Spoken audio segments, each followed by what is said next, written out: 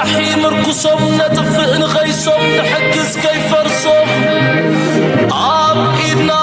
يزلو سرا يوم تفوسهم عبيدنا يزلو عبيدنا يزلو عبيدنا حدش ديون عانا ويهويتا فخر واج قدامو كندرا عزر جيت مالت ما سكروا سكرا حليلهم يقولوا ادفقوا إريترا أبي أبي الله وحجزي أبي أبي أبي أبي أبي أبي أبي أبي أبي الله وحجزي أبي أبي أبي لبركوينهم حسابهم الساعات معلقات ستمن وقلايو بزعبت وحوي مليلهم قريو كم صخر رحيقهم قمريهم بلايو الفتواتهم عبيدنا عنديو حيدتهم كنت عرب يوم غن عاسو حيدهم يبهم حج عليهم نسفرسو عبيدنا يوزلو إلا والتواصل عبيدنا يوزلو سرايا تفوزو الطايب والله الطايب نحنا زين غيرهم يلا انتم يلا نحنا زين غيرهم عبيدنا يوزلو تودي يتصوركا بريوز السعر كواج واج هوي هويطا يبلالو مري سكتر عقلي قريب يغوى عبيدنا يوزلو إلا والتقوصم عبيدنا يوزلو سرايا تفوزو ودب جبتي كابانا يوصير وات بيزنس قدم يوم إثيوبيا عسبيا تتكام نيرا زي نعاتاتهم حلال دخون نعانا حرام زغونو لمن قد يلن number 1 so whatever it is business will do you عسب ودبي كالا يكون ساتم كودب علم جيت ابريزنت سياس لوم كبري وايتا زربا اندايركت لسلازغون نمبر من يتكاب جبت متيو نعسب كنا معبلو زبلكو ناي مرات نغوسي كوي so he knows تتنقل اب منتاي كم زنبره نجبت كبكي ليو كم زغبر نيرمبر نير تراك معبلي لي كونا نجي اوكي فاين السونكو نربح خايو فتينيكو نابربرا غنمخادو نجبتي كبكيكم يلوميو بربرا كسرها بحسب غيرو نتا جبتي بادو كتر فايده لنيرو انا انت زخون نير بريزنت سياس نابت غزيتي تمام بالكو تراي مغنياتم سير ترى كم نير ويسبزي ولا بحسب كو تي نو تدراو علامه يتقبلون يريو I wouldn't care about جبت انت يسمع مالو I'm not irritated ولا كاس سعي كوننزي انا زبير تراي زغدسني زب جبت زاكل بلياميم جونو كوم سوم ميت خاميت خنو صوم اين خلينا مغنياتو state of the art زخونه تكنولوجي مهزام يمسو قديمهم لا لو يا ودب but I wouldn't mind كلك فال كابو مسكيس كنقبر صباح نقول كابو من هنوس البيزنس يفتو ويسلو هذا مالتكم من طلع من قالك فال ناتو because ودب يو ساتم لولاو هاغرينا نحن خلولاو هاغرينا نحن هذا ما حسب زبال ودب لنا ودب يخ خسره هوتيل كوي كريت هوتيل تقاطع تخينو كلتيهم هوتيلات كسرحو خليهم تستوعلوا له ابتكع ماكدونالد مان له برجر كينج له كي اف سي له كلاتهم سلنتاي الامايو بحد انت مزيخه زعبي عراقي خاطسوا ولد راي يكون انزي بايزوي جورجو كاب كلتين انترفيو عند كم صالكا بايزوي ابتا قداميتي انترفيو ناتكاريتون هيب كارلاس ببوزح تزاورالا ببوزحون من سيات تحت تول دلاتا ناي نجوبتي دتبحالت اب ودب نحنا حراميا نجوبتا عطينا نحنا كم كودو عين خيلنا اذا حرامي دبولو ابا حانتن ابز تبلو دلخا برايفت سيكتور نكا مجموعه تاناي جوبت مخللالكا جورجو جاس نسا بيز جيراتولا جوبتي بحر اللوا نحنا العلياس لدلنا نعا عطينا وين تهزب عطينا بيزنس يو كم تنسخا ببيزنس وددر تبلو ز عينتو كن نهزب زغود اندحر تخوين نامنت ابانا مبزحتو درالو مبزحتو يرتا ابزيا دكان اندحر تخفيتكا اغون خامصيو حاله دكان كما خفت ازي جيجاي بيزنس ما يكون سو نحنا كنغبرو دلنا كال بيزنس يلندي كم تنساد غبرتو ديكونا وينا معصاو تبهايلو اتدمص نبرتون كولات نختبر هذا ليه مبركس جوبتي ولاون او تقيسو والو ንጅቡቲ ባእስን ምፍጣር ድግበር ዝነበረ ዳ እምበር ካልእ ነገር ኣይኮነን ንምንሃር ድግበር እዩ ሕጂ ንዓንድ ሕርታ ዓፂኻ ናብቲ ነሃር ኣቲኻ ኣለኻ ናብቲ ካልእ ኣቲኻ ኣለኻ እዚኣ ክትጠቕሳ ፅቡቅ ጌርካ ክትተብራ ብከመይ ዓይነት ከም ዝረኣኸያ ፕራይቬት ሴክተር ቀፃሊ ፕሬዚደንትና ዝዛረበሉ እዩ ኣብ ሞር ሳዳ ሓንታ ፕራይቬት ሴክተር ፅንሕ ኢልካ ክትሓተኒ እዚኣ ትብላ ዘለኻ መጀመርያ ኣይ ቲንክ እቲ ፕሬዚደንት ኢሳያስ ዝበላ ክልቲኦም እውን ክውስኹላ እዮም ናቶም ፐርስፔክቲቭ እምበር እዛ ዝበልካያ ጌጋ እያ መጀመርያ ወደብ ጅቡቲ ካባና ይወሲድዎ እቲ ቢዝነስ ቅድሚኦም ኢትዮጵያ ዓሰብ እያ ትጥቀም ነይራ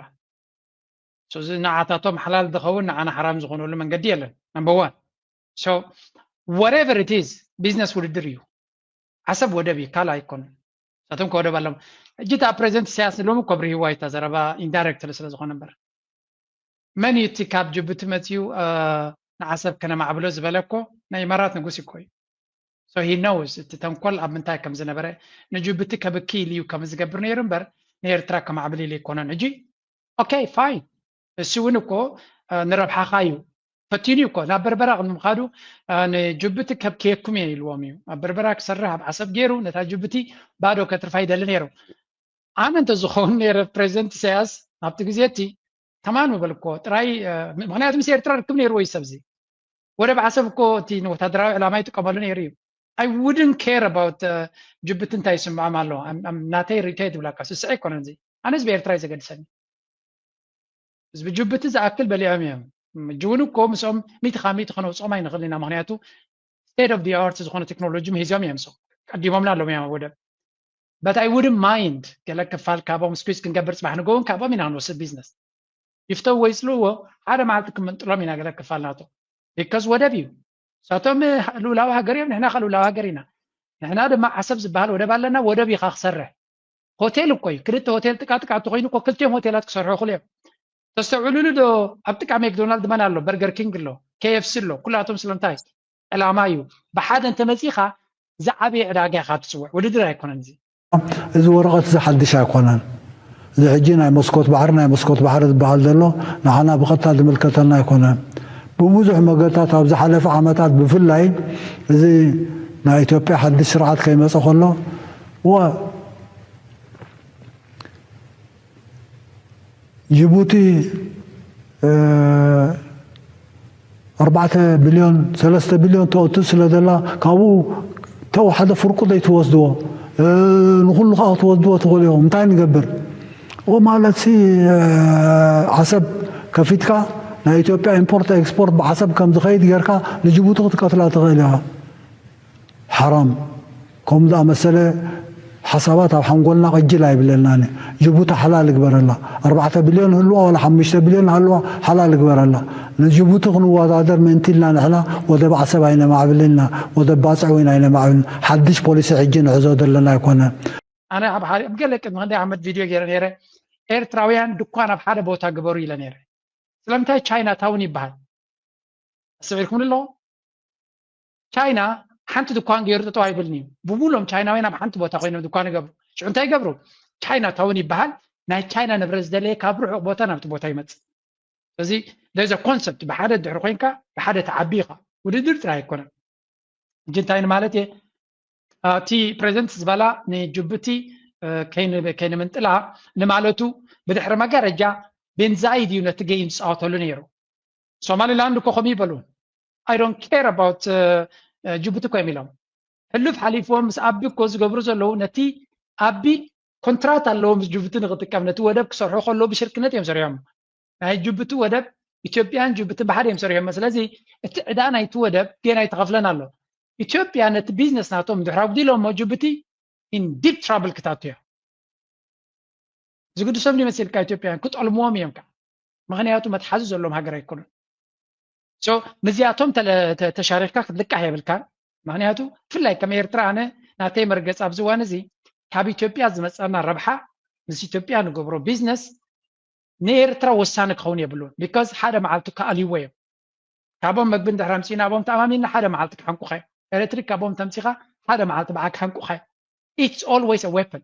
نيرترا الأمانة وتم حماق كم زخونة كسب زخونة نيرترا زقبروا نجر كم محنق يوم كنتو كملوا نمر بحنا يكون سلازين إحنا ساعتنا أثناء مسرد مقبي نفسنا نخل نقراتنا نقبر قمسهم اكسترا تنقد مسهم تركب تطو تيلخا قال الترنتيف تقبر مبر انا ابتانا بريزنت سياس نسو دخاله العما يلوامبر كان نجبت حاليه بيزنس تطوعي مبلكون انا I really don't care جبتي إرترا مساكين إرترا عصب تعالي أتوم إلى محل ما عالت بزعبان حسيبي فلتني عصب تعالي إننا قلوا الجدانة الناس قبر زلوا عمر قلي see the world is a tough place تتكذب بحالي لنا بزعله يا طبعا الله جورجو جن بت نسخات تقمتو دلخا أنا عملتي بت نسخات روي دلخا بيزنس أب كلا أب زخونا تبغوا نقول سكا جن دبلة كادو لخو نسونكم سلود جبرو نسخات جبر على كاديو yes مسناتي yes أنا مسوي يكون كنت صعب زلوا أنا نعطي تفتراوي صجات كم زلوا اسكن نبا بس سراك نسوم كام ناب سراك ناب كبرامن نشام جالسكه I think the مسرتاو حتى ناي بوليسي حتى منقص إرترا ودوات سنغافور كهب عيدلين يرود محيجي نيوي كهب عيدلين نزخون يكون أكل كهب عيدلين سازي نعنا هابونا مو تي حدا خطة مليون دي خطة نتبه قلب بليون ناي خصوت وصدو خنم سألكم قلب in fact business proposal يكون political proposal نيرو زنت political proposal كا political ملس تواهيبو بزترفه بزعبا ودبات ناي من قصيرتها مركز هاب قدم نصوري نيرو نحنا بعلنا هم قبرون دحر خوينا نتاي خوينا نهد جلس بالرأيات هاتي زي I think بهم عن الرأيات it was not a genuine economic proposal it was political and شعبها politica it's out let's go بغض سياسي توساخي كهوا መንግስቲ ኤርትራ እንታይ እቲ ጉዳይ እቲ ዓሰብሲ ንጅቡቲ ኢልካ ዘይኮነስ እቲ ድሕሪ ባይታ ዝነበረ እዩ ናይ ኢማራት ድሕሪ ባይታ 100% መንግስቲ ኤርትራ ፈልጥ ነይሩ ብኸምኡ ስለ ዝኾነ ካዩ ኢማራት ናይ 25 ዓመት ኮንትራት ዝነበሮም ቀልጢፉ ክሰጎም ተገዲዱ ማለት እዩ ሕጂ እንታይ እዩ ድሕሪ ባይታ ደስ ስለ ዘይበሎ ጥራሕ እዩ ወደብ ዓሰብሲ ንኣብነት እቲ ክሬናት 100% አሪግዩ ምክንያቱ ቀዳማይ መካኒካሊ ነይሩ መካኒካል ዝነበርካ 100% አሪጉ ምክንያቱ 20 ገለመለን ዓመት ስለዘይ ተሰርሓሉ ሓፂን ከኣን እንተዳ ኣብ ስራሕ ዘይወዓለ ቀልጢፉ ስለዝባላሾ ተባላሽ እዩ ነቲ ክሬን ብሙሉ ዋላት ናይ ባፅዕ ተዳርኢንያ ብሙሉ ናይ ቀደም ክሬናት እንዳሰርሐ ከለውን አሪጉ ቀደም መካኒካል ዝነበረ ሕጅሱ አውሪዶም ብሙሉ ሓድሽም ገይሮም ናይ ባፅዕ እኔ ዓሰቡን ኮም ምን ታይ ምስ ኢትዮጵያ ስምምዕ ስለ ዝነበረ ኩሉ ተወዲኡ ኣብ 2000 ክጅምሩ ከም ዘለዎም ኩሉ ተወዲኡ እቲ ፅርግያ ተሰሪሑ ሳቶምን ሓድሽ ፕላን ናይ ቀደም ናይ ዓሰብ ፅርግያ ዘይኮነሲ ሓድሽ ፕላን በቲ ናይ ቀደም 200 ኪሎ ሜትር ዝነበረ እሳቶም ግን ብ900 ኪሎ ሜትር ናይ ዓሰብ ዘእቱ ሓድሽ ፅርግያ ካሃንፁ ዳርጋ ሓደ ርብዒ ሰሪሖም ነይሮም እዮም ሕጂ ግን ትጉዳይ እንታይ ኮይኑ ተልና እቲ ጉዳይ ናይ ኤምራት ብዙሕ ነገራት ስለ ዝኣተዎ ከምኡውን ናይ ካልኦት ሃገራት ብፍላይ ናይ እስራኤል ካብ ቅድም ሒዝና ዝዛረበሉ ዝነበርና ኢና እስራኤል ድሕሪ ኢማራት ስለ ዝነበረ ሕጂውን ምስ ኢማራት ኮይኑ ዝኩሉ ነቲ ሃገራት ዓረብ ሓውድ እትወለን ዘሎ መን እንተዳልና እስራኤልን ኢማራትን እዮም ስለዚህ እንታይ ማለት እየ ሕጂውን ወደብ ዓሰብ ዳርጋ ልዕሊ 8 ሓደስ ክሬን ኣትየን መንግስቲ ኤርትራ ተኺልዎን ድሮ ዘመናዊ ዝኾነ ከምቲ ናይ ቀደም ዘይኮነሲ እዚ 50 ቶን 60 ቶን ዘልዕል ዘይኮነስ ስጋብ 120,000 ቶን ዘልዕል ድሮ ኣብ ዓሰብ ተተኺሉ ተወዲኡ ኣሎ ምስኡ እዚ ናይ ብዙሕ ግዜ ንዛረበሉ ዝነበርና እዚ ናይ ዝኾነ እሱውን ከመይ ጌርካ ተዕብዮ ብዙሓት ንኣሽቱ ጀላብያ ናብቲ ኣብዚ ሓሬና ወይ ድማ ኣብኡ ዝስራሓ ዘለዋ ስለዚ እዚኣተን እውን ከመይ ጌርካ ናብ መርከብ ገፅካ ተሰጋግረን እዚ እውን ተወዲኡ ድሮ ኣብ ምጅማር በፂሑ ኣሎ ካብ ጀላቡ ወፂናስ ናብ መራኽብ ዝስራሓሉ ቀደም ክንሪኦ ተዳኺና ወደብ ባፅዕ ብዙሓት መራኽብ ናይ ኣፍሪቃ መፅአን ዝፅገናሉ ዝነበረ ሕጂ እቲ ፅገና ባፅዕ ዝኸይድ ዝነበረ ፅገናን ሓድሽ መስርሕን ተባሂሉ ናብ ሓሌብ ወደብ ሓሌብ ወይ ድማ ሓሬና ተባሂላ ፅዋዕ ኣብኡ ልዕሊ 300 ጀላቡ ተሰሪሐን ብዙሓት ዋላ በዓል ኢጅፕት ዋላ በዓል ስዑዲ ካብኡ ገዝአየን ዋላ ሓደ መዓልቲ እውን ምስ ድራር ከነሪአኩም ንኽእል ኢና ዋላ ስእልታት እውን ሰዲደሉ ነይረን ድራር ሓደ መዓልቲ ንዑን ተውፃእካዮ ዝበለፀ እዩ ትሰውን ክፈልጦ ዘለዎ ካብቲ ጀላቡ ተበጊስና ሕጂ ከመይ ጌርና ናብ መራኽብ ንድይበሉን ፅጋናታት ናይ ብዙሓት መራኽብ ናይ ኣፍሪቃዊ መፅአን ክፅጋናሉ ዝኽእላ መገዲ እውን ድሮት መደብ ተወዲኡ ኣሎ ስለዚ እንታይ ማለት እዩ ወደብ ዓሰብሲ ድሮ ተሃኒፁ ርግፅ ቀደም እውን ዓብዩ ልዕሊ 30 መራኽብ ደእንግዝ ዝነበረ እዩ ኢትዮጵያ ዋላ ሓንቲ ክብሮም what is the plan I mean ወደብ ዓሰብ ንኤርትራ geographically 90% ዋላ ልዕሊ እውን ህዝቢ ኤርትራ ካብ ዓሰብ ክግልገል ኣይክእልን እዩ ባፅዕ ስለ ዘለዎ ካልኦት ወደብ ተደሊኻ ድማ ኣብቲ ውሽጢ ኢኻ ክትገብር ዘለካ ወደብ ዓሰብ እንታይ እቲ ፕላን ዝፅገነሉ ዘሎ ፅቡቅ ብዙሕ መደባት ኣሎ እዩ ማለት ምስ ኣፍሪቃውያን ምዝራባት ኣሎ እኳ እዩ እጂ ንኣብነት እቲ ሓደ እዞም ደቡብ ሱዳን ብኢትዮጵያ ገይሮም ንዓሰብ ክመፅሉ ዝኽእሉ ብዙሕ ግዜ ምዝራብ ኣሎ እዩ ናይ ኢትዮጵያ ፀገም ስለ ዝተፈጥረ እምበረ ባፅዕ ዶ ይቐርበኩም ዓሰብ ተባሂሉ ተነጊርዎም ዓሰብ ቀርበና ተባሂሉ ብዙሕ ግዜ ምስ ደቡብ ሱዳን ምዝራብ ተገይሩ ምስኣታቶም እውን ሕጂ ግን ናይ ኢትዮጵያ ጉራቄን ስለ ዝመፀ ብዙሕ ሽግራት ክፈጥሩልና እዮም ተባሂሉ ዳርጋ ከም ጠጠው ኢሉ ኣሎ እምበረ ንዓና ጥራሕ ዘይኮነሲ ንኣፍሪቃውያን ዝሰርሓሉ ዝኽእል ባይታ እዩ ሕጂ እውን ዝስራሕ ዘሎ ናይ ኢትዮጵያ ምናልባት ፅባሕ ንግሆን ለውጢ ክመፅእ ክእል እዩ ለውጢ ተመፅኡ ግን እቲ ወደብካ እንተዳ ሬድ ኮይኑ ፀኒሑ ፀገማት ዘለዎ ይኮነኒ ንሓፂር ግዜ ክትሓስብ ዘይኮነሲ ንነዊሕ ግዜ ክሕሰበሉ ዘለዎ እዩ ሕጂ እሱ ከዓኒ ብዓቕምና እዩ መንእሰያትና እዮም ዝሰርሕዎ ዘሎ ነቲ ብዓቕምኻ ዝስራሕ ክትጥቀመሉ ጥራሕ ይደለካ ዘመናዊ መሳርሒ ተተኺሉ ኣሎ ፅባሕ ንግሆ ግን እንታይ ነዚ መንግስቲ ኤርትራ ስጋብ ክንደይ ናይ ጎራሕ ምዃኑ ክንፈልጥ ክንክእል ኣለና ኩለን ሃገራት ኣፍሪቃ ካብዚ ናይ ኣባይ ግድብ ኤሌክትሪክ ክንወስድ ኢና ክብላ ከለዋ ንዓና ንደቡብ ሱዳን እንዲ ዝቐርብ ዳኒ ኤርትራ ግን ክንወስድ ኢና ይበሉን ፈልጥዎም ስለ ዝኾኑ ኢትዮጵያ ስለዚ እንታይ ክብል ደልየ እቲ ወደብ ሬድ ኮይኑ ኣሎ ብዙሕ መሳርሒታት ኣትይዎ ኣሎ ኣብኡ ጥራሕ ከይተሓፅረውን እዘን መራኽብ ዝስራሓሉ ኣብኡ ከለኹም ግን ክልተ ኢኹም ኣብኡ ተሰሪሐን ኣነስ እንታይ መበልኩ ክብሮም ተን ፀዓት ኣለዎም ኢትዮጵያ ዘመን ሃገር ኣይኮነን ግን ክሳብ ዝደልወና እኳም ተጠቀምናለዎም ግን ነዚኦም ኣሚንካ ክትከይድ ኣይትኽእልኒ ኢኻ እምበር ክሳብ ዝደልወናስ ምተጠቀምናለዎም ነርና ብድሕሪ መጋረጃ ግን ናትካ ተዳሉ ስኻ ናትካ ፀዓት ኣነ እኳ ትምኒተይ ኣብ ኤርትራ ክልተ ፋብሪካታት ጥራየን ሳልሰይቲ ከማን ወስኸላ ኸል ናይ ሲሚንቶን ናይ ሶላር ፓነልን እዚአን ክልተ ጥራየን ዘድልያና ባህላየ እኹል ናይ ሶላር ፓነል ነፍሲ ወከፍ ኤርትራዊ ናቱ ሶላር ኣብ ገዝኡ እንተለዎ ኤነርጂ ኢንዲፐንደንስ ክህልወና ይኽእል የስ እቲ መንግስቲ የድልየዩ ሆስፒታላት የድልየዩ ፍሉይ ግሪድ የድልየዩ ግን ኢንዲቪጁዋል ኤርትራውያን ምስቲ ገጠራት ዘለና ምስ ፅርግያታት ዘይብልና ኤቭሪ ፋሚሊ ኣብ ኤርትራ ሶላር ክህልዎ ይግባእ እዚኦም ናይ ዩኤንዲፒዲ ገለመለ ኣብ ገለ ዓዲ ናይ ብሌን በዚ ሙሻ ዝበሃል ኣነ ዝረኣኽቦሲ ሳምፕል ዓድታት ወሲዶም ሓንቲ ኣግዶይቲ ገዛውቲ ሓንቲ ሶላር ፓነል ኣጠቃ ዓቢሎም ኣብታ ገዛ ገይሮም ኣምፑል ገይሮም ሶኬት ገይሮም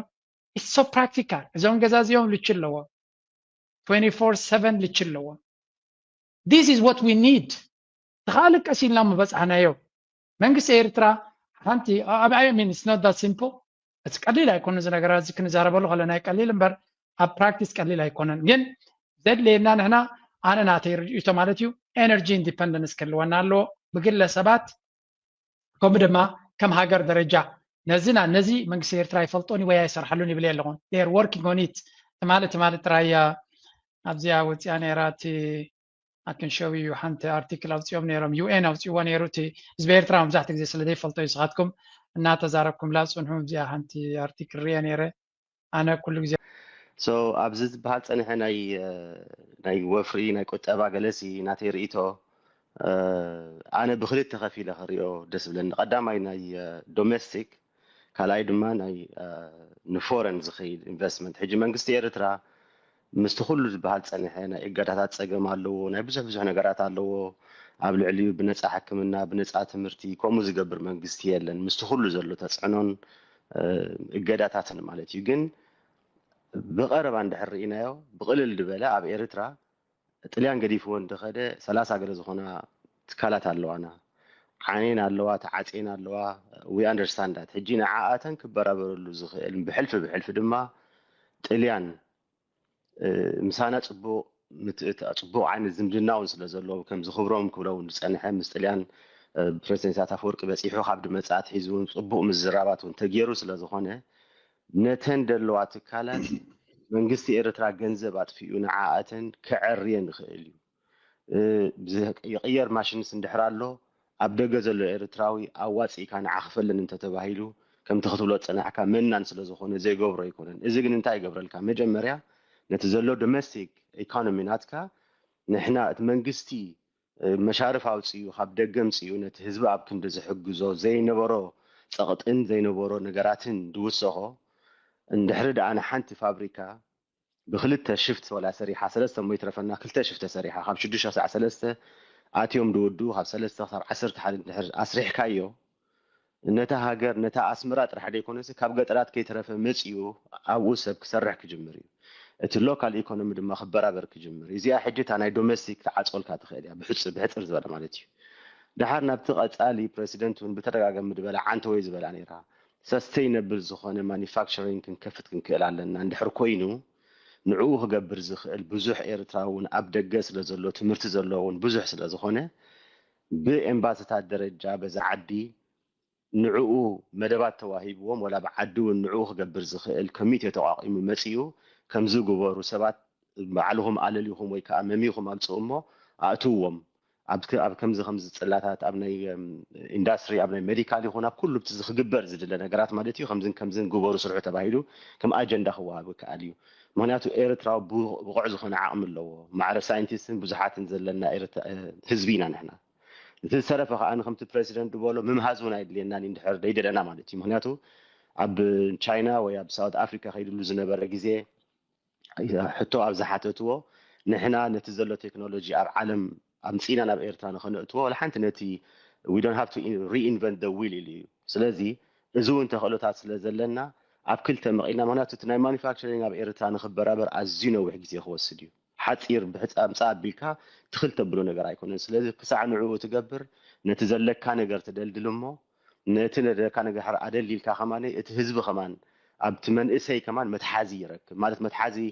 ንሕና ኢኮኖሚክ ፀገም ስለ ዘለዎ እዩ ህዝብና ከይፈተወ ተገዲዱ ካብቲ ዓዲ ክወፅእ ዝሽገር ኣሎ ምስቲ ካልእ ማለት እዩ ምስቲ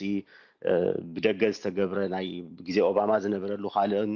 ኣብ ልዕሊ ኤርትራውያን ተገብረ ፍልሰት ሓዊስካ ማለት እዩ ስለዚ እዚአን ክልተ እዚኣተን ጠመተተ ዝግበረለን ድሓር ነቲ ዝመፅእ ከዓኒ ኣብኡ ዝትከል ትካላት ድማ ሽዑኡ ሳስተይነብል ብዝኾነ ብቑዕ ዝኾነ ማኔጅመንት ከምቲ ፕሬዚደንት ድብሎ ዓቕሚ ሰብ እንዳዓበየት ትኸይድ ስለ ዘላ ኤርትራ ንዕኡ ከመሓድሩ ዝኽእሉ ሰባት መሚኻ ክትገብሮ ትኽእል ኢኻ ባህላዮ እሞ ዘረባ ንውሕልኩም ድራር እዚአን እንተናተይ ሓሳብ ከካፍለኩም ቴንክ ዩ ብጣዕሚ ፅቡቕ ሪቶ እዩ ብጣዕሚ ፅቡቕ ሪቶ እዩ እስከ ሲራክ what do you think ሓሳብ ናቱ እስከ ፊድባክ I think ሪቶ እዩ ፅቡቕ ሪቶ እዩ ማለት ሕቶ ኣይኮነን Yeah, that's true. أنا حنت حطوني راتني فاسكا حطوني راتك عليها. أبزيا خملعلك من على تي خبلت أنا عندي حجون حدا بفرات خنقركم زدلي تي إندا أوتوبوس قدم إندا جاني إندا هفتو مريم أوتوبوساتن عبيت مكاين سرحاني رني ድሕር ነፃነት ግን ኣብኡ ተሪፉን ደቂ ኣምሓረ ኣብ ኣውቶቡሳት ናይ ከተማ ኣስመራ እውን ኣብ ደቂ ኣምሓረ ስራሓ ነይረን ምስቲ ናይ ድሕርቲ ናይ ኩናት ግን ኩሉ ነገር ጠጠው ኢሉ ሕጂ ምናልባት ክሕብሮ እየ ሓደ መዓልቲ እውን ኣብ ዝናትካ መፅኡ ሓደ ንፁር ዝኾነ ሓበሬታ ኢንጂነር መንሽሙሲ ክገልፅ ከም ዘለዎ ኢና ተስፋይ ኣብ ጀርመን ይቕመጥ ስለዚ እሱ ነቲ ስራሓት ተበግስዎ ኣለዉ ናይ ደቂ ኣምሓረ እዚ ሓደ ካብቲ ተበግሶ እዩ ብዙሕ ኮንቴነራት ንሕጂ እውን ሓደ 2 ኮንቴነር ንዕኡ ክኸውን ዝኽእል ገለ 2 ኮንቴነር የእትሎ እዚ ከዓ እቲ ቀዳምነቶም ዝነበሩ ንዕኡ እየ ነዚ ሓውና ክብሎ ፀንሐ ነቶም ዝነበሩ ከመይ ጌርና ከነበግሶም ከም ዘለና ፕረዚደንት እውን ኣብ ዝሓለፈ ዓንተወይ ግልፅ ኣቢልዎ ነይሩ ገለገለ እውን ኣብዚ ዓዲ ክስራሕ ከም ዘለዎ እዚ ከዓ ድሮ ቅድሚ 6 ወርሒ እቲ ምጅማራት ኣብ ደቂ ኣምሓረ ዝነበረ ናይ ዓበይቲ ማካይንን ተን ኣውቶቡሳትን ኣብኡ ክስራሓ እቲ መስርሕ ከይድ ኣሎ ኣብዚ ቀረባ እዋን ተወዲኡ ከምቲ ዝነበረ ናይ ከተማ ኣውቶቡሳት ተወዲአን ኣብ ኣስመራ ወይ ድማ ንገጠራት ዝኸዳ ኣውቶቡሳት ክንሪአን ተስፋ ኣለኒ እተን ቅድሚ ሕጂ ተሰሪሐን ኣብ ኣስመራ ኣብ ዓሰብን ዝነበራ እውን ኣብ ዝሓለፈ እዋናት ኣብዚ ናይ ሕፅረት ትራንስፖርት ዝብል ኣብ ዓበት ሜድያ ቅሪበየን ነይረ ተን ኣውቶቡሳት እውን ብዕሊ ርአየን ነይረ ስለዚ ከምቲ ክብሎ ፀንሐዩ ዶሜስቲክ ብዓቅምና ክንክእሎ ንኽእል ምሁራትና ዘለውና ብጣዕሚ እሱ ሕጂ ተበግሶ እዩ መንግስቲ ኤርትራስ ብዙሕ እዩ ዋላ ነዚ ናይ ምድረ ባቡር ዝነበረውን እቶም ዝነበሩ ዓበይቲ ከይሓለፉ ከለዉ ኣብዞም ንኣሽቱ ክወራረስ ኣለዎ ኢሉ ብዙሕ ፅዒር እዩ መገዲ ባቡር ድዩ ነተን ባቡራት ከመይ ገይሮም ከም ዘበግስዎን ተበግሶ ትንሳኤ ባቡር ዝብል እውን ካብኡ ዝተበገሰ እዩ ነይሩ ምክንያቱ እቶም ቀዳሞት ከይሓለፉ ከሎ ከመይ ጌርካ ናብዚ መንእሰይ ወለዶ ተሰጋግሮ ዝብል እሞ እቶም ንዕአን ዝሰርሕዎን ዝነበሩ ድሮ ናብዞም መንእሰያት ወለዶ እውን ኣሰጋጊሮሞ ንክስራሕ ኣብ ዝቀረበ እዋን ተን ኣውቶቡሳት ክንሪአን ኣብ ደቂ ኣምሓረ ተስፋ ኣለኒ ስለዚ ነዚ እውን ነዚ ሓውና ክብሎ ፀንሐ ብስራት ክነግሮ መዲበ በቃ ስለዚ እሱ ይትመደብ ደሎ ኣብ እዚ ሕጂ እቲ ብዙሕ ክንዛረብ ከለና ወላ ፕሬዚደንት እውን ክዛረብ ከሎ ሓደ መንግስቲ ብዙሕ ክገብር ይፍትን ከም ዘሎ ንርኢ ኣለና ይገብር እውን ኣሎ ኣዝዩ ብዙሕ and I think እቲ ማዕረቲ እቲ መንግስቲ ዝተዓፃፅፎ ዘሎን ዝፅዕሮ ዘሎን ኮምፕሊመንት ኣለዎ ክብር ኣለዎ ሓንቲ እቲ ዝበዝሐ ሰብ ክሰምዓ ዝደሊ ካብ ኤርትራ what is going to be the part of the ናይቲ private sector እቲ private sector ይጠቕላላ ኣብቲ conversation ዘይኣቱ ዘሎ እሱ ድማ ነፍሱ ዝኸኣለ ኣጀንዳ እዩ ደቂ ሰባት ብተፈጥሮኦም ስስዕ ኣለዎም ስፒች ክትዝብ ከለካ ኩሉ ግዜ ወርስ ንዓይስ ብኸመይ ትትንክፈኒ እዛ ጉዳይ ዝብል ሕጂ ኣብ ኤርትራ ዘሎ መንእሰይ ኣብ ግንባር ዘሎ መንእሰይ ይፅበ ነይሩ ንዓይ ከንታይ እዩ ክኾነኒ ዝብል ሕቶ ኣለዎ ኣነ ካበይ ናይ ክፋል ኣለኹ ናብዚ ናይ ቁጠባዊ ፕላን እቲ መንእሰይ ኣነ ካበይ ኣለኹ ንዓይ ከንታይ እዩ መፃኢ ናተይ ስለዚ ሓንቲ ካብቲ ብትክክል ኣድረስ ምግባር ዘድልያ ዘሎ ጉዳይ መንእሰያት ናይ ኤርትራ ሕጂ ብዝሎ ብዙሕ ሰብ ንስኻትኩም ደገ ኮይንኩም ገንዘብ ስለ ዘለኩም ዓቕሚ ስለ ዘለኩም ገለ ስለ ዘለኩም ትብል ላይፍ ፌር ኣይኮነን ይርዳእኒ እዩ ነቲ ሃገር ደው ኣቢልዋ ዘሎ ኣውይ ዘሎ ግን ብኸመይ ክትሕግዞ ትኽእል ነዚ ሰብ እዚ ክትብል ከለካ ብቁጠባ ደረጃ ክንርኢ ከለና መጀመርያ ህንፃ ኢና ክንገብር ዘለና ኣብቲ ህንፃ ድማ ሓደ መንእሰይ ወላ እኮ ሓደ ኣነ ዘፍርሃኒ እቲ መንግስቲ ኣጣይሱ እንታይ ክገብሮም ዝብል ሓሳብ እውን ክህልዎ ይኽእል ፀገም ክህልዎ ይኽእል ኢለ ይግምት ኣነ እዚ ኩሉ መንእሰይ ኣብ ግንባር ዘሎ እዚ ኩሉ ፃዕሪ ዝገበረ ኣብ ምንታይ ከተዕዮ ትኽእል ድሕሪ ተጣየስ ኢልካዮ እንድሕሪ ስራሕ ዘይፈጢርካሉ ኣብ ካልእ ነገራት ይክባል ስለዚ ነዚ ሰብ እዚ ንምጥያስ ሓደ ካብቲ ናይ ብሓቂ እቲ መንእሰይ ኢንጌጅ ክትከውን እንተኮይኑ ዕድላት ክረክብ እንድሕሪ ኮይኑ ዋላ እውን እቲ ምጥያስ እውን ክሳለጥ እንድሕሪ ኮይኑ ፅባሕ ንጎ እቲ ፕራይቬት ሴክተር ክሰርሕ ኣለዎ ፕራይቬት ሴክተር ንክሰርሕ ድማ ኮንስትራክሽን ቁፅሪ ሓደ እዩ ስለዚ መንግስቲ ኤርትራ ሲሪየስ ለዚ ደገ ዘሎ ህዝቢ ክጥቀመሉ እንድሕሪ ዘሎ ኮይኑ ህንፃ ክጅምር ክኽእል ኣሎ ህንፃ ምጅማር ድማ ስስዐ ይኮነን ነቶም ደገ ደለው ይኮነን ደገ ዘለው ገዛ ክሰርሑ ባዕሎም ኣይኮኑን ሰርሕዎ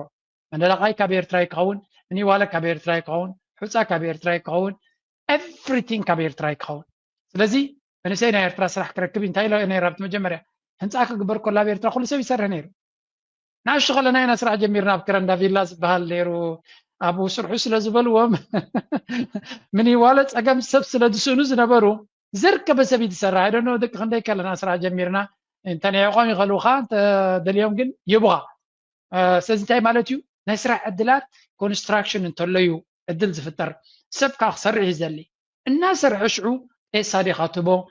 ሰሪሕካ ዲኻ ትቦ ገለ ነገር መንግስቲ ክሓስብ ምኻለ ሕጂ ግን ኩላታ ትግበር ዘላ መንግስቲ ጥራይ ዝገብራ ዘላ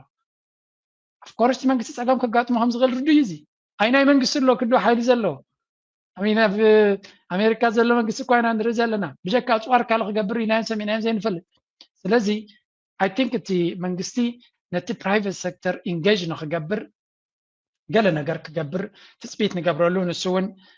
ኣይ ቲንክ ምስ ናይ ኣሜሪካ ዘተሓሓዞ ዝመስል ምስ ኣሜሪካ ክንፀምድ ኢና ክብል ከሎ እቲ ናይ ኣሜሪካ ፖሊሲ ለንቀነ እኳ ምስ ናይ ኣቢ ዝገብሮ ዘሎ ዕንበራ እውን ንብዛዕባ ምጥያስ ንክዛረብ እውን ስክፍታ ኣለዎ እዩ ብርግፅ ምክንያቱ ጢን ተሰሪሑ ዘሎ ጎረቤት ኣነ ክወርር እየ እናበለ ዝዕድር ዘሎ ብዛዕባ ምጥያስ ክትዛረብ ኣይትኽእልኒ ኢኻ ጀነራሊ እዞም ቶፒክስ እዚኣቶም ብዙሕ መንእሰይ ናይ ኤርትራ ክፅበዮም እዩ ኣብኡ ከለካ ንስኻ ንዓ እንዳደሊኻ ናይ ሶላር ፓነልሲ ኩሉ ዳርጋ ኣስመራ መብዛሕትኡ ገዛውቲ ኣትይዎ እዩ ዝሃገረ ሰባት እውን ከምኡ ኣትይዎ እዩ ንብዙሓት ሰባት እውን ንሕብር ኢና ሶላር ካብዚ ከይትእትው ኣብኡ ሓስር ዝበልና እያ ዱባይ ኬትካ እውን ከተምፅእ ትኽእል ኢኻ ባዕልካ ኣፍቂድካ ኣብ እንዳ ፀዓት ኬትካ ተፍቅድ ብጣዕሚ ሕሱር እዩ ኣብዚ ዋላት ባትሪ እንተዳርኢነዮ ንኣብነት ናይ 5 ኪሎዋት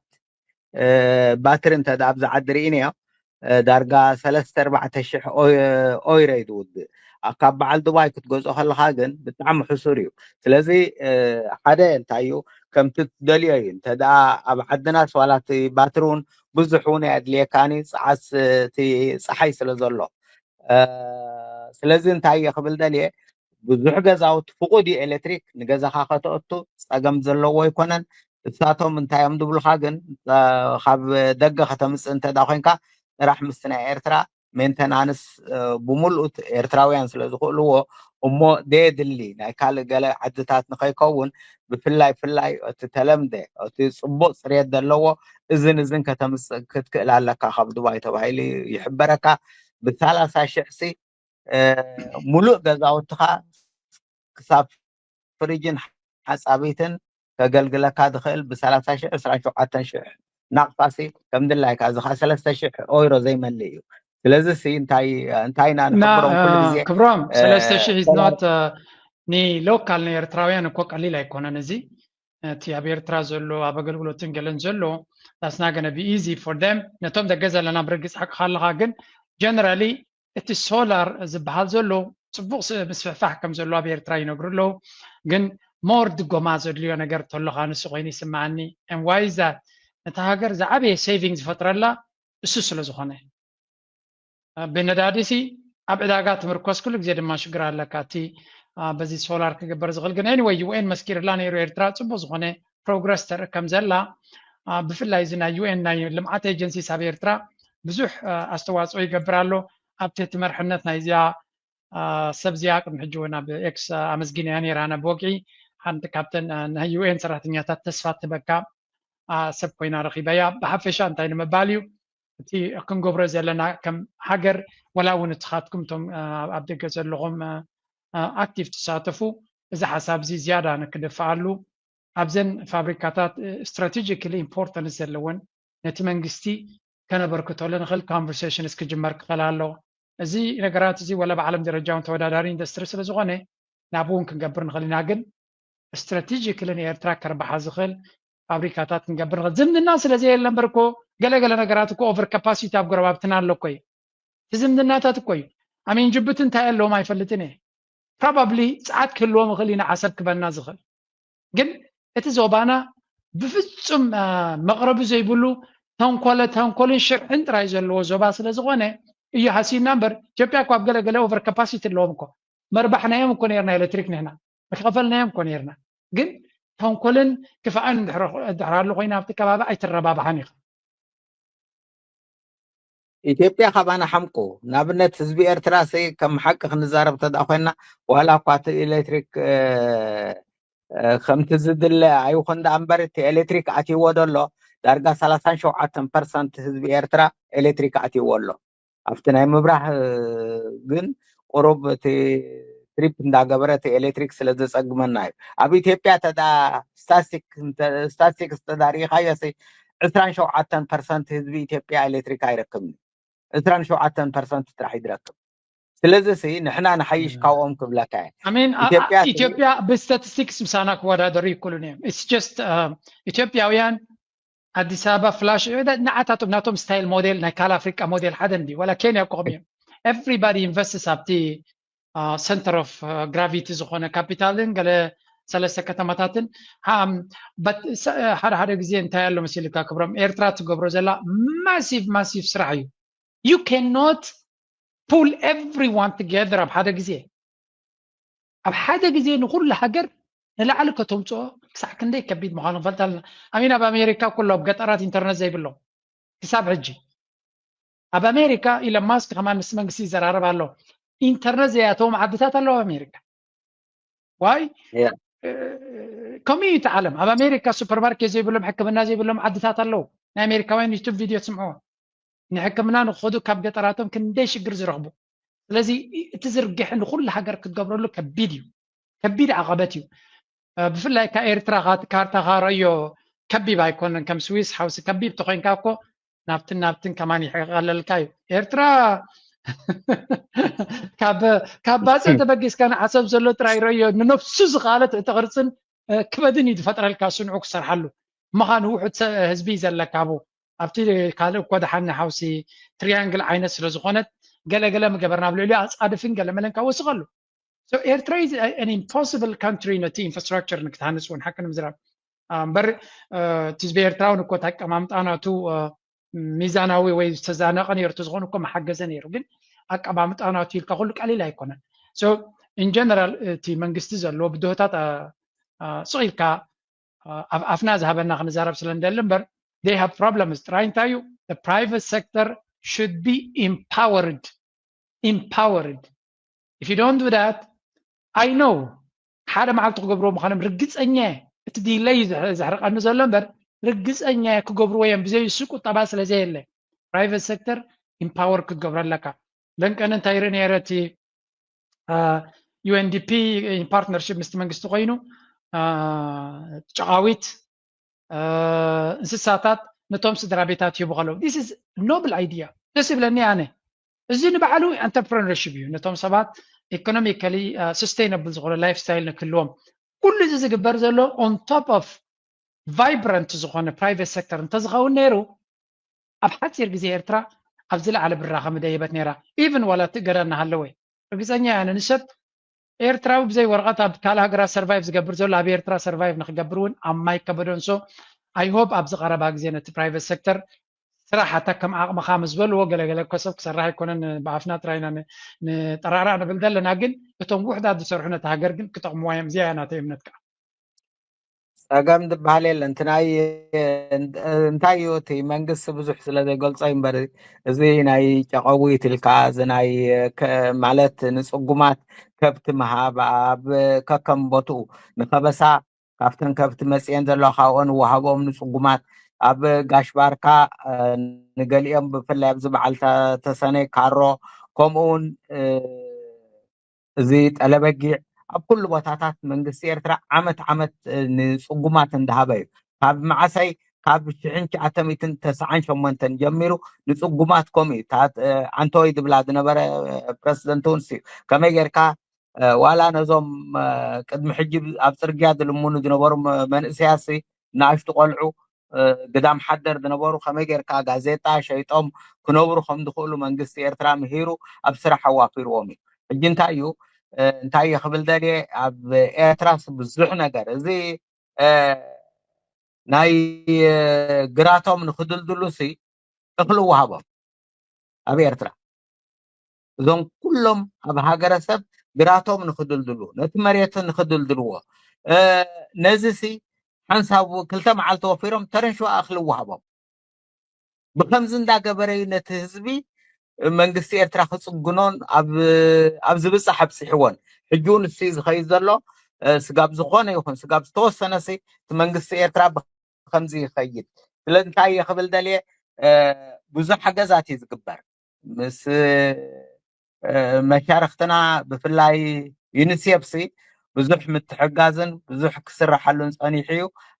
ምስኡ ክንከይድ ፀናሕናስ ብጣዕሚ ብዙሕ ምስ ዩኒሴፍ ሕጂ እውን ኣብ ዝሓለፈ ዓርቢ ናይ 2.5 ናይ ቆልዑ ክታበትኒ 1.5 ሚልዮን ክታበት ናይ ቆልዑን ከምኡውን መድሃኒታትን ኣትዩሎ ብፍላይ እዚ ናይ ካንሰር መድሃኒት ስለዚ እንታይ እዩ መንግስቲ ኤርትራ 1/4 ዓሚምዎ 3/4 ከዓኒ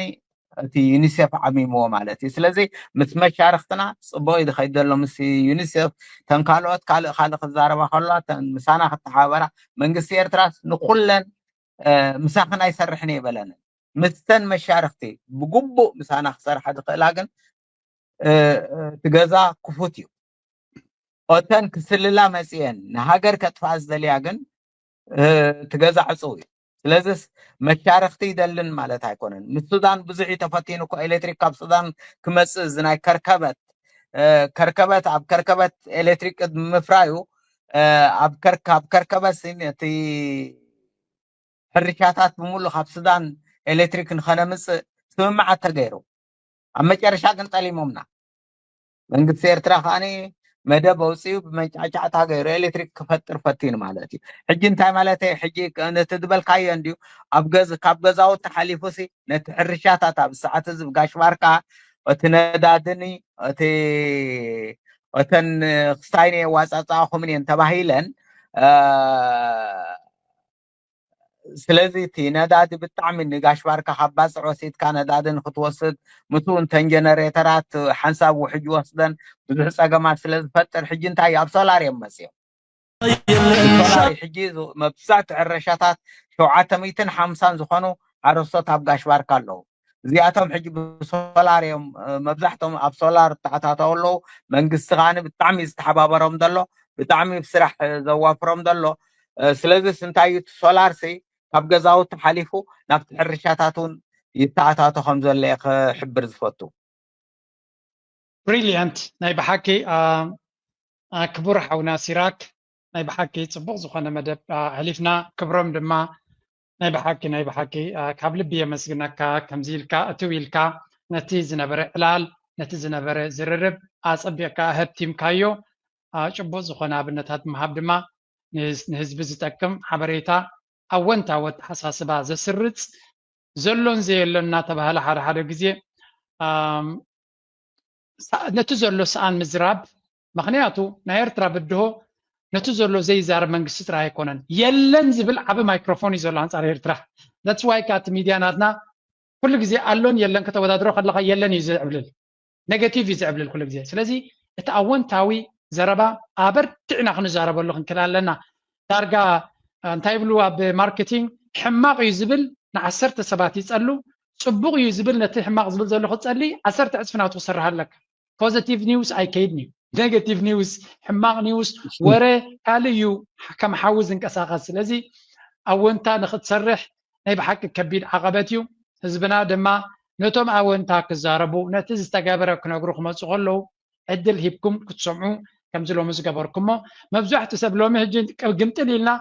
እዚ ፕሬዚደንት ወላ ሓንቲ ኣይገበረን ትርጉም የብላ እንተንብል 4,000 ኣለዎ ኣብዚ ላይፋነት I can assure you that 4,000 ላይፍ ሸር በሎም ተባለ ነይሩ ስለዚ እንታይ እቲ ኔጌቲቭ ኤነርጂ ኣመና ይድሽየጥ ይኸይድ እዩ እቲ ኣወንታዊ ወላ ነቲ ኩንነት ክትዛረብ ከለካ ግን ሰባት ያ ሸለል እዮም ዝብሉኻ እዚ ኸ ናይ ደቂ ሰባት ባህሪ እዩ ናይ ኤርትራውያን ፍሉይ ኣይኮነን ካብ ልቢ እየ ዘመስግነኩም ንክልተይኹም እቲ ዝበልካዮ ክብሮም ኣካል ኣርእስቲ እውን መፂና ብፍላይ ከምዚ ዓይነት ኣርእስቲ ክኾን ከሎ ነዚ ሎሚ ሕጂ ኣወል በኣሉታ ቱት ክብልዎ ዘምሰይ ኣለዉ ንሕና ግን ኣወንታዊ ፊሊንግ ከነእቱ ኺኢልና and I think that's the purpose أبز متى نتيجة لو ناراتيف لو مشيت قريم ريم كنا بالعمسينا كوز غير نجار كويل لو مين نزي منقصك كنت عارف أنت أنا مسكوز غير نجار كويل أنت بزرباز تغير نجار يلا أنت تغون يرزقون دم بتغامو وعدا يتزربنا بزرباز غير يلا بي أو أنت حساسبان أرحي كاب متماتن كونستراكتيف زخونة أب جبوت زخونة زربا هم هنا طبعا كان رغيت كاك لو تيمت نكلتهم قبل بيه زمسكناكم thank you everybody سلام له مش كفيلكم زمسام كي وداك هالهان تاي خبل دلي زي نحنا بسئلي بجبتينا نغرب بيلا بيلو دي كنا بسجبت سلا نغربو كل جزي أنا أبزم ميدياتات زلهم أبزعدهم كمني أجمز بهاليلن بسئلي سلا نغربو متجبتو كيدو سبكا خرجا قصص خيلي بيلا بيلو زي كنا سي نحنا أب حق استمرقصة هاجر تخذ دلا كاب نوح وانات كنقال حس أنا حناينا نحنا خابزو خينا دي كنا أبتهاجر ندخدنا جبوت اندامصانا نتهزب حبريتاتات نصر حبريتاينا هو مو أنا أبغونكم اللهم كلكم نتم ميديا تنتفضل لكم كل جزية أبغونكم الله يقبلكم زدلي يغني الله. Thank you كبرام. Thank you very much. يعني لنا تبو مشت. Yes. أنا ندرك أنت زبلهم نسخاتكم دلنياتات يقوم بزوج سب واجز غفلوا لوز دخملوا easily tranquil لقيمكم enjoy كتجبروا يقوم يبلومه. But life is like that هذا جزية كل جزية كتجبر كلا عن تايبلو حنت جربسي هذا أب سباي النات خلا خلو أب سلالاق نكعرف كم زي مخان النافلة تخجبرا خلو حبرة السب خمجيز معبلي زبار كبروا من سيرا كنت كبروا زلهم ولا ونتابير ترازل لهم مدار الرفاين برهه ولا بريزنت سياس كلهم زقبروا زلوا بزو حير قبولون تهاجر نمن يوم زقبروا زلوا ندقهم سلازي كلنا دما كاب نفسنا حق عبدنا انت حسيبنا كلنا قريب كعليو من دارو زرقوا حدين أنا يمل بسيكت مخون أنا يمل أنلقى فألو أنا يمل أنلقى فألو ورصيكا أنا يمل أنا قتلهم أنا يمل أنا مود حامط أنا يمل أرحقون منه دوز بلا أتعبون متكلم أنا وأنت زي سكر حتوري كلهم ودي إرن أنا يمل أنا دلاي سناي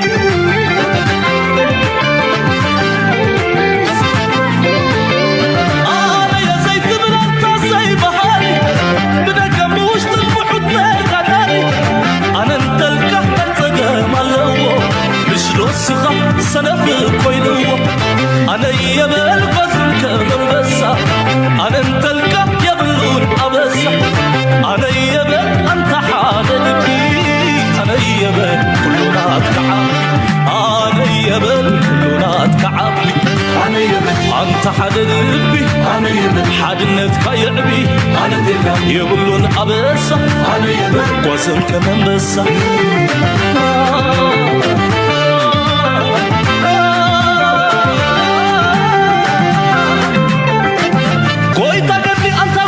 أنا تلك سايكونا نتعنا زنق فتحي زغنعك خمغنا أنا يمن أنت الخصاصنا ويتقدلي أنت قوي طفنا أنا تلك أيكونا نتعنا زنق فتحي زغنعك خمغنا أنا يمن أنت الخصاصنا أنت إريتراوي سبب مرهاوي يبلون أبس قوازن كمملسة